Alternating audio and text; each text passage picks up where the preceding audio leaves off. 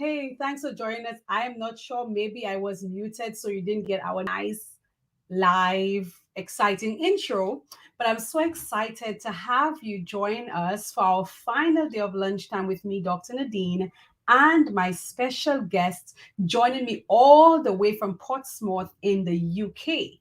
Now, before I get too excited about our session today, I would like you to put in the chat, let us know where in the world you're joining us from. In the meantime, I would like to introduce to you Jermila, who will tell you a little more about herself. Welcome, Jermila, to Lunchtime with me and our special guest joining us from all over the world. Hello, ladies. My name is Jermila. I'm so excited to be here. I'm Jermila Sealys from Portsmouth, UK, but I'm originally from this beautiful island, St. Lucia, and I'm Awesome. happy to be your guest. Awesome. You have friends joining us. We have Esther joining us from Scotland. Then we have another friend here, Ifia, joining us from Wales, UK. I guess you probably know these ladies. We I have do. Melinda, one of my good friends, joining us from St. Eustatius. Ladies, thank you so much for joining us. As you come in, just drop in the chat. Let us know what part of the world you join us from. We have Trinidad and Tobago in the house. So you can see we have ladies from all over, and that they just start coming in. And so, Jermila, I'm so excited to have lunch with you. I believe that we originally met in 2016 at a program in the UK, right? Yes, we did. It was a Sabbath school program in 2016 that you came to teach us how to do an exciting Sabbath school program. Right. Yes. And And then then, we then And we then met we met again. again. Yes. And then we met again. Training, right? Yes. And another summer school training for a whole weekend. So we had you for the entire weekend from Friday till Sunday morning. Right. I Yes. remember that. It was so nice. I met you and some ladies from your church. I remember that first year. I think we spent the entire day in the British Union office. And then the following year, we were in some hotel, some hour. I can't remember the area. Milton Keynes, to be exact, in Milton Keynes. That's right. That's right. Yes. And since then, we stayed in touch and we've been back and forth, texting each other sometimes on WhatsApp. We stayed back and forth. And somehow we ended up on a discovery call. So tell me what brought you to that discovery call and what brought you to the Speaker Mentorship Group program? First of all, you sent out an invitation for a virtual Pregnant with Purpose. You And attended. then I joined that Pregnant with Purpose at Okay. first, and then you were saying to us, no matter what you're going through, you are already qualified. God has qualified you for your story. So I was like, yes, but I did not know what the story was yet. But when I back forward a bit and realized I met you in 2016 before I lost my sister. I met you in April, and then I lost my sister suddenly in 2016, in June. And I was saying to myself, this is not a coincidence. God has put this lady in my path for a reason. And I keep telling everybody she's my twin because our forehead are big the same way.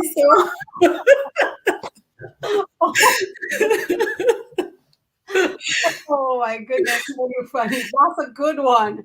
Yeah, that is my entire life, right? That's funny. That's a good one. So Yes. we met in 2016, we met again in 2017, we stayed in touch, and you attended Pregnant with Purpose in December 20th, 2020. So Yes. that was a virtual event that I had. I'm actually gearing up to do 2.0 this December. And so you attended pregnancy purpose event, and the whole goal of that program was, first of all, to make ladies know that you're pregnant. You may not be aware of it, but there is something growing on the inside of you that you need to pay attention to because you need to give birth to it. And so now Melinda is laughing, everybody's laughing because you talk about our big foreheads, right? Yes. And so now, what led you to booking that discovery call with me to get into the speaker mentorship program? To be honest, the discovery call, the email came 3 times. The Okay. first time I ignored it. The second time I ignored it. And the third time something said to me, you need to book that discovery call one-on-one. And I was Mhm. like, really? What am I discovering? Yes, I know that I'm pregnant, but I have no idea what the baby is and what sex or what gender or what item it's going to be. So then Right. I said, okay, I'm going to brave it. Let me just do that one-on-one. So I registered for the one-on-one, and then we had our one-on-one call for 50 minutes or 60 minutes. And So, then we were talking, and then I felt the urge to speak to you about the lost in my family. mhm, And mhm. also that one, although I had so many positive support when I lost my family members, I had only one negative comment that sting me very bad. You know, like when a bee sting you and it doesn't go away. So that sting me so bad. I was like, is it true? And I believed it a lot, and I was thinking, yes, something is wrong with my family. We maybe curse, maybe God is punishing me. I'm not doing my Christian duty well enough because I'm the only Adventist in my immediate family, as well. So I Mhm. was thinking, yes, maybe God is punishing me for something. I've done something really bad. What it is I've done, God, you've taken my sister, and I haven't even healed from it. As soon as I get to the point of acceptance, I'm back to denial, I'm back to anger, I'm back to frustration and numbness. So they were just going like that. And then the final straw was when my mom died. I couldn't take it anymore. Yeah, I that just was last couldn't. year, March. And so let me just backtrack so our viewers can understand what you're talking about. And Melinda is saying me too. So she knows or is familiar with that kind of sudden death and loss of close family members. And so we're going to backtrack a bit. So Jamila lost close family members to her, and it happened in short spaces of time, and she was not able to heal from one, and then another happened. And in the midst of doing that and trying to hold things together for her family, somebody sends a message to her and tell her, you need to check your family because something must be wrong with y'all must be cursed. Why are you losing so many members? And so that takes us to now, and the message that Jamila has for people out there because of her own experience. So Jamila, so we had that discovery call. You mentioned to me, what happened to you, the sudden deaths and how it impacted you. And now you entered the speaker mentorship group program. What was that like for you? First taking that step, and then what was that journey like for you? Oh boy, that journey was like taking off a heavy load. I know my fellow soldiers might be listening. It's like putting down my burden and putting down that load that I was carrying. And whilst I was writing, so thankful for my lovely mentor. I was writing, she keeps saying, "Write your truth, girl. Write your truth." And sometimes, even when after the our session, I feel like you used to feel that I wasn't giving it my all. You would message me and say, "I'm not giving up on you, eh? I'm not giving up on you." And I feel, oh, mommy's talking to me. She's not going to give up on me. And most times I would say, I want to give you a hug. How can I hug you? And and then whilst I was writing, although I wasn't speaking it out loud, I was writing and I was healing. It's like an onion, firm on the outside. And as you're peeling out the layers of the onion, when you get to that little bit, the bud bit where the mushiness is, I got to that mushiness of myself and I realized, girl, you were carrying too much hurt inside. I was mad at God. Don't get me wrong. There are people I pray with you, but at the same time I was praying with you, I was mad at God. I was thinking, God, why am I serving you? I am holding so many departments in church, and yet you give me that burden. You are taking them from me. You are not letting me rest. He literally wasn't letting me breathe. Like somebody knees was on my neck, and I'm shouting, I want to breathe. Wow. But then I found my breathing space going through that 14 weeks. And I Mm, am forever thankful for that 14 weeks mentorship program. And mm. God knows. And I will go back to it saying that He puts you in my path from 2016, way before I knew I was going to encounter this experience in my life. Wow, girl, you're just making me so teary and emotional. And I have to do so much to just control myself because I saw you from the beginning of that 14-week speaker mentorship program. And I see who you are now. And I know that it was difficult for you. I felt it so many times. I reached out to you by text because I'm like, mm-mm, you're not giving it everything. You're holding back. You need to release. And I saw you go through, and I remember you were saying to me, when we had our one-on-one session, I asked you, so what was the healing journey for you? And you said, as I was writing the story, I was experiencing healing. And there's Yes. so many women out there, and that's why we've been putting online every day little thoughts out there because so many people are choking. So many people feeling that knee on their neck, like they can't breathe, but they refuse to open their mouth to speak their story, to speak their truth without recognizing every time you do it, you're finding yourself being healed more and more. And so you're going through the program. What were some of the greatest breakthroughs you had or your aha moments? My aha moments, every time I hit my aha moments, I have to go back to the let me tell you, viewers, there is complimentary courses that came with our program, and we've got the prayer certified counsel Counsel. course. Yeah. And every time I hit my aha moment, that moment of wowness, I have to go back to that prayer module and spend some time with God, tapping back into the source, because He is the only one that lights that bulb in my head. And it's like Lucille took my current, and I had to go back and pay for my bill, and my You bulb have to tell comes them on. who's Lucilec, right? Because Lucilec is the power company in solution. But it's so funny. You all the way in the UK for so many years, but all the Lucian still in. Yes. So you felt as if every time you hit these albums, you go back to the practice because you go back to get your grounding. You go back Yes. to the source. And why were you going back to the source? Why were you going back to the prayer class? Because there was scriptures that was talking to me, especially when you spoke about Hannah. When Hannah had to stay in the moment, she had to press on Mhm. and don't give up until she got her blessing. So I had to press on.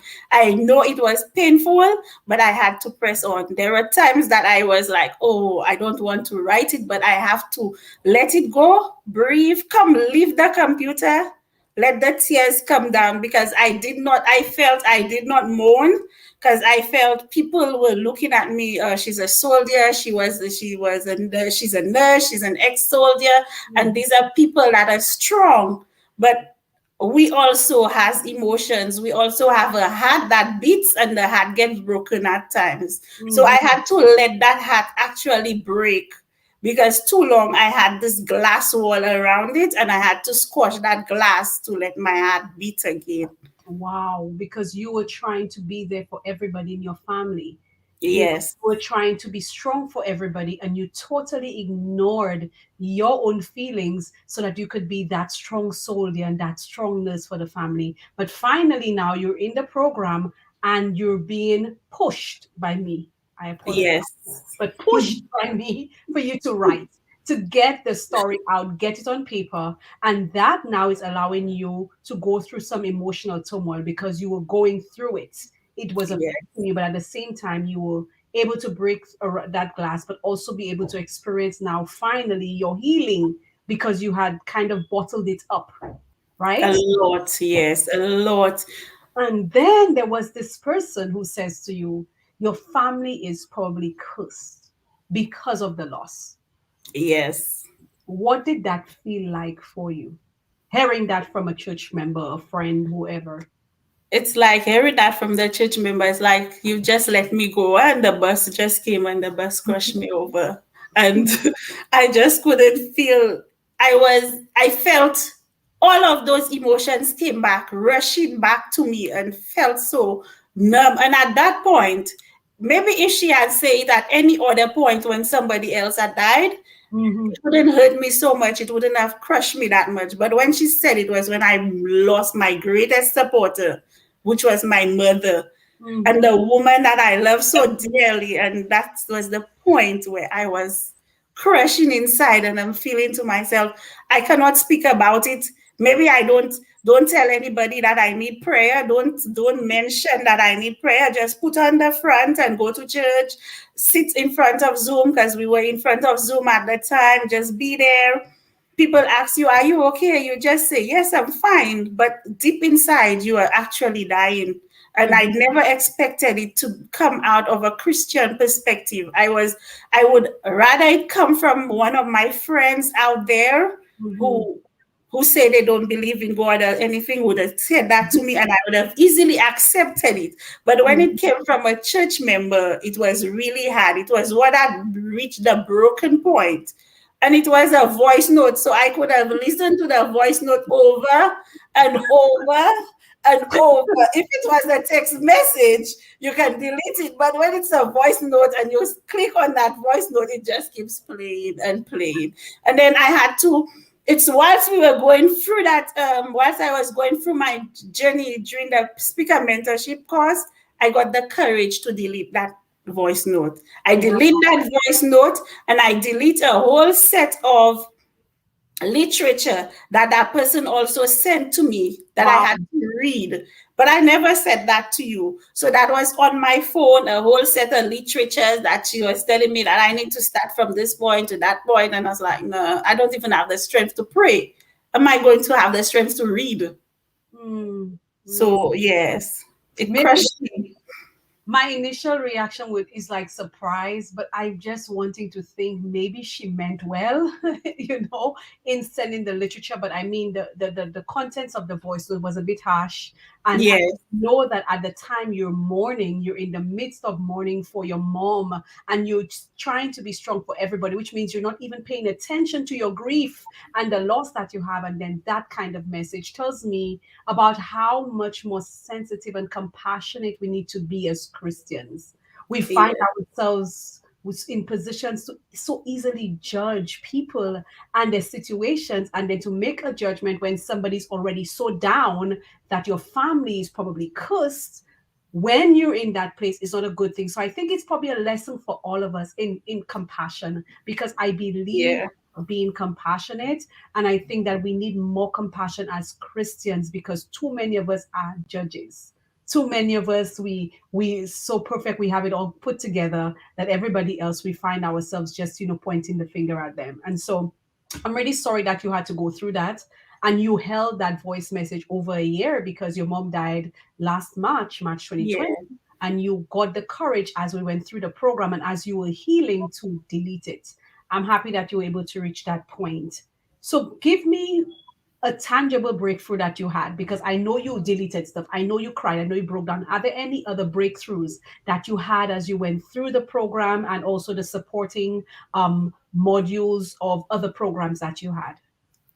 Another breakthrough that I had to reach out to a counselor for my 8-year-old niece, Mm-hmm. because she also lost her mother, which Mm. was my sister. And then she now was living with my mom, which was a granny who took her everywhere. So therefore, she herself was grieving. Wow. And we didn't realize that she was grieving, but she was exhibiting behaviors that was out of the ordinary. So I had to reach out during that time. It led me to realize, whilst you are healing, you are writing, but there are your other family members, there are people, the smaller ones, that Mm. need help. So I had to reach out to that lady to ask her if she could provide some counseling for my niece. Wow. So And not only are you healing, but now you're being able to help other family members who are also affected. That's just so powerful. We have some comments here for you. Your friend Esther says she remember that time. She said you were strong. Then we have Tarika saying, losing a loved one is never easy, but God has been bringing you through. Jermila, his strength has been made perfect for you. So proud of you. Leandra, who is now in the speaker mentorship program and the group program in the new cohort, she says, I truly understand how you feel. The weight is heavy to bear until God sends us someone who can help us navigate through the grief and problems. Esther says she understands. Your friend says, I hope that person is listening and learning. Well, we hope so too. And all of us can also just learn the lessons from it as well. Melinda says, God gives his strongest battles to his strongest soldiers. Our experience is to empower others like you. Praise God. You can share, and that Satan was not able to hold you down. Your testimony is a blessing. And so, Jamila, you went through the program, you got some breakthroughs, you were able to heal from something that you were holding on to because you had it bottled inside. You were able to break that bottle, let the tears flow. And we know that the pain may never go away because the loss is there. But Yes. now that you're focusing on helping others, because Jamila's work is to really help and empower and educate women who have these sudden death, grief, and loss situations to understand that it's a part of life and not seen through the lens of the taboos, such as your family is cursed. So, Jamila, now that you are where you are in your mind, because you've made significant shifts, you've released certain things, you've accepted the death. And the irony is, you dealt with death on your job, right? Yes, I do. I do. And especially during the COVID period, people were sent to isolate, and then the workforce became a lot for some nurses with no conditions that needed isolating from the pandemic. And we were in the middle of the pandemic at that time. Mm-hmm. And and during that time, before my mom died, because I had a month with her whilst we were in the pandemic, before she died, she used to call me every night to Mm-hmm. pray with me. Every night she will pray and say, my daughter, I'm covering you under the blood. And then she was praying. So when she died, I felt I lost that. But when I came into the program, I regained that. I regained a mother. I regained you telling me, I'm praying for you, Ali. Don't ever think I'm going to leave you all. I'm praying. And you constantly remind us, ladies, whilst I was praying for you, I saw that in my spirit for you. And Mm-hmm. that's what I love, that God has put me in the path of somebody who's so spiritual, someone that is going to lift you up when you are down, someone that can feel you going down before you even sink and tell you, I can feel you going. Come back, get up, let's walk, because your story is a beautiful story that needs to be told. Mm-hmm. And I am so relieved right now, I can say it. I'm turning my pain into purpose. Hallelujah. And I am glad of the journey that I'm going on. And I cannot wait to see what's next, what's in store, what's going to happen, because that baby is about to come. And Hello, it's push, coming fast. push, push. So, Jamila, we have ladies who are listening who are empowered by your story, who know what the pain of loss is because they too have lost loved ones. They probably never even spoke about it publicly, about the true feelings that they had, because they probably were feeling like they were going to be judged. What Yeah. do you want to say to these ladies today? What I want to say to these ladies, these are your honest truth. If you need to let it out, because the longer you keep something bottled up, it's going to suffocate you in the end. Mercy. You are going to be the one who's going to lose the grip, not the people out there who's going to judge you. Mm, Because when you speak it, you mm, speak your shame, and you already know that's what people think about me anyway. So you have already spoken it, you've let it out, you've played all your cards on the table, and you've just let it out. You walk gracefully like this woman with no shame, your head's up high, and you can stand in front of anyone and say, this is what I was going through. This mm, is where it was pushing me to. This is where I was going. I felt I was in a tunnel, and that tunnel needed to I need to see the light, because the deeper you go down into the darkness, you need to get up. and go towards the light, and talking about the hurt, the pain, the denial, the guilt, the anger is pushing you closer towards the light. So you do not be ashamed to talk about it. Do not be ashamed to feel guilty, because we are human. We have to feel guilty Mhm. that if I was there, I could have, something could have been different. But Mhm. sometimes we are not around, and we have to speak about it. We have to let people know, this is how I'm feeling. Don't ask me if I'm fine. Have you got 5 minutes? Can I talk to you? Can I offload to you? Because sometimes I felt if somebody only stood and let me offload, I Mm. wouldn't sink. Good. I would have been rising above it. Wow, that's so powerful. Because the thing is, you had to go through that process of not being able to share your true feelings, of being strong for everybody else, and now you're taking that pain that you have, turn it into purpose to help others in their own experiences because of what you've been through and the lack that you had when you were in that situation. Again, you're teaching us lessons that we can learn when people are dealing with death, with grief and loss, that instead of asking, how are you doing? Obviously, I'm not fine, but how may I support you today? Possibly.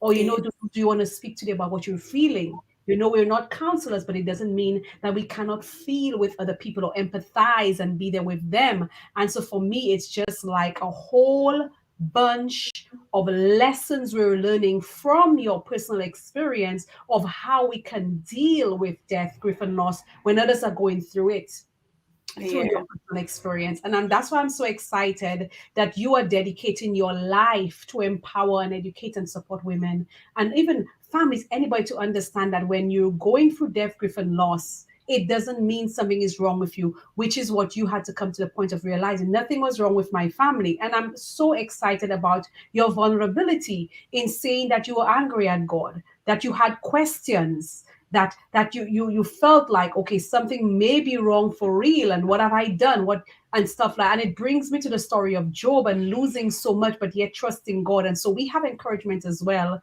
that even when we have sudden death as he experienced, and loss and different things, that we can still hold on, because death, as your message is very clear, is a natural part of life. And when we're able to see it from that angle, maybe it may be a little easier for us to navigate through the feelings that we're having when we go through that kind of stuff. yes. Okay, we have Leandra saying, I suffer from PTSD from watching my brother die in front of me. I definitely will need to talk with you as time will permit. Yeah, I could almost Thank you. imagine. Because I know one of the things that happened to you, Jamila, you mentioned when you were speaking a while ago, was the blame that you put on yourself and the guilt that you were carrying, because you were feeling to yourself, if I was there, this would not have happened. If I was there, maybe my mother would have died, maybe my sister would not have died. And you carried that guilt for so long. What can Yeah. you say to people who have experienced that sudden loss and feel that same guilt? What can you say to them?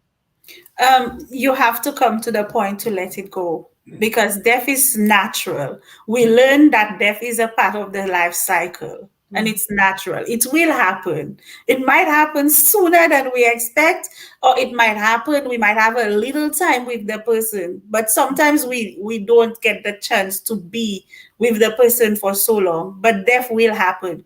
It will happen. We all know that it's going to happen. The Bible tells us it's going to happen. We mm, do not know when, we do not know how, but it will happen. So mm, sometimes we just need to let grieve, feel your pain, punch the wall, do whatever you have to do. But learn to let go and don't keep all the blame on you, because the blame doesn't belong to you. God has already made a way for us. He's already told us that He will not leave us nor forsake us. We mhm, will go through the darkest time, just like Job was, but God is always there. I mhm, did not see his footstep, but he was carrying me whilst I was there. Sometimes when I was lying there, he was lying next to me. mhm, So we have to let it go. Let go of the guilt. mhm, Because there's nothing you could have done differently. If mhm, it's the part of a natural cycle that the person is going to die, they're going to die.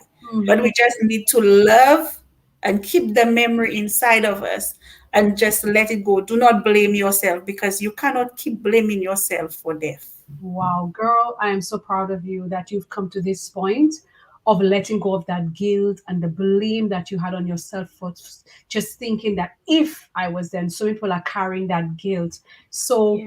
you are on a mission now to help women to be able to know that, you know what? It's a natural part of the life cycle. And how I say to myself, is that from the day that we're born, we're beginning to die. We know it's going to happen. And if it's not you burying your mom, it's your mom burying you. Something or the other. It's a part, as you said, part of the cycle of life. And so, Jamila, folks are listening to you, they're encouraged by your testimony, they need someone to come and speak to this thing about loss, about death, about grief, and the fact that it is a part of the natural life cycle. If they're looking to connect with you, to book you to speak for their church, for an organization, a community group, whatever it is, how can they reach you? They can reach me on Facebook. My So, name is Jermila Sealys on Facebook. It's the same on LinkedIn, Jermila Sealys. On mhm, Instagram, it's Jermila Sealys, and on my YouTube page as well, which mhm. is still Jermila Sealys. I also have got an email address, which is my full name, jamiliasealys@gmail.com.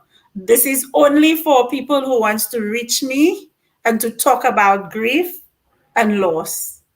Awesome. Okay, so that email address is jamilasilis@gmail.com. If you're looking to book her for a speaking engagement, that is exactly where you want to reach her at jamilasilis@gmail.com. It's not a place to just chat. You can find her on social media. This is her business account where she's booking her engagements. And you know what? Your friends are saying, I can so relate. Thanks for stepping out, my friend. Colin says, Jamila, good stuff.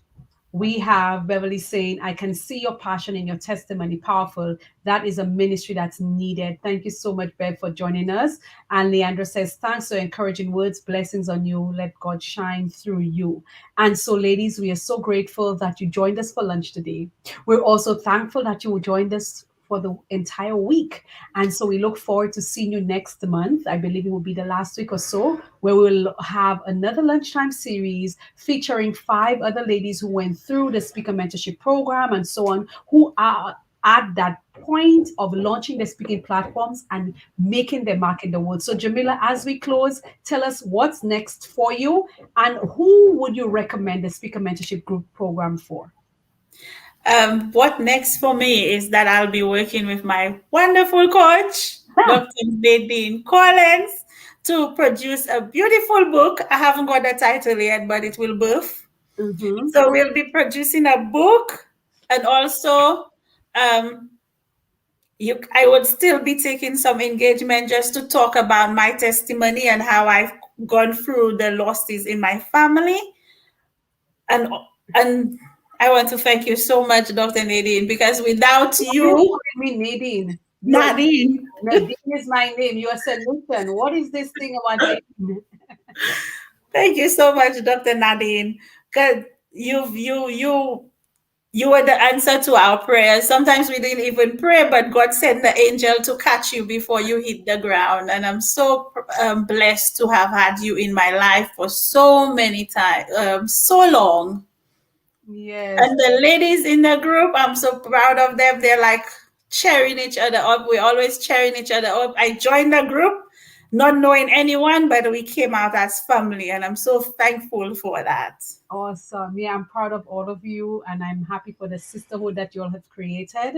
And again, ladies, if you're out there, you have a story to tell, you don't know where to begin, you're probably fearful of telling your story. Jamila was one of the most scared ladies in the group.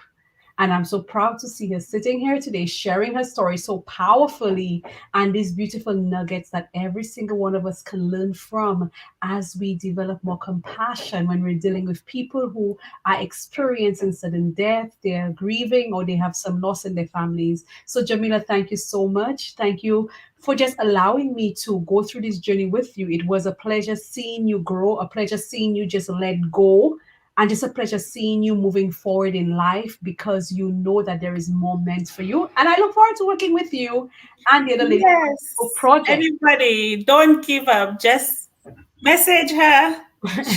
She's the best. She's amazing. Don't hold back on your fears. Just step in faith. Yeah, God is good, and to Him be all the glory and the honor. Because if it had to be left up to me and just a life, maybe I couldn't show up. But this is all about God, and that's we see. It's just Him showing up every time. Sharon says this was a great week, awesome blessings to everyone. Melinda says lunch was delicious. Thank you so much for having lunch with us. Ladies, see you next time when either I do a live training or at our next lunchtime series sometime in October, I believe the week of the 20 something thereabout. We look forward to having lunch with you again. And so God bless you all. Have a lovely weekend. And Jermila, thanks again for gracing us with your lovely presence. Bye, Thank everyone. you. Thanks to you.